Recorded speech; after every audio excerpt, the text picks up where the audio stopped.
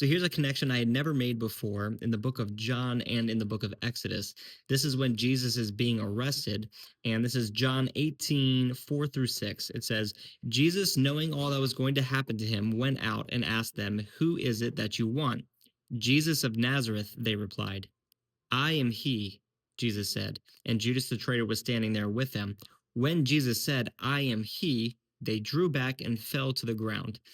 So I never really gave that much thought for whatever reason about them falling to the ground. Now, there's obvious implications such as his word has power, and he was restraining himself in order to be arrested. This whole entire time that he was arrested and crucified, he could have very easily said a word and had it all come to an end.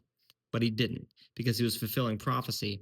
But I was thinking about Exodus 3 when Moses is approaching God in the form of the burning bush, and God tells him to take off his sandals, and he's hiding his face because the glory of God is too much for him. He's afraid to look at it, and he asks God, "Who should I say? Who should I tell the Israelites is sending me?"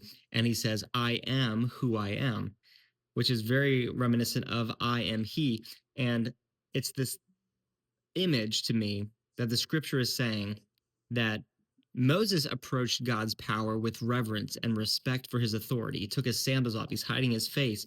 And I feel like it's saying that when you approach God with that type of respect and that type of reverence, that you are treated with gentleness. But if you approach God in the way that they did when they were arresting him with aggression and violence, you will be overcome by his power. And it's just a cool correlation there. I never made that correlation.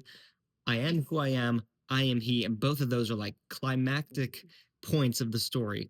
And it's just, I don't know, you can read the Bible 100 times and you can always find new connections and new things like that, which is really cool.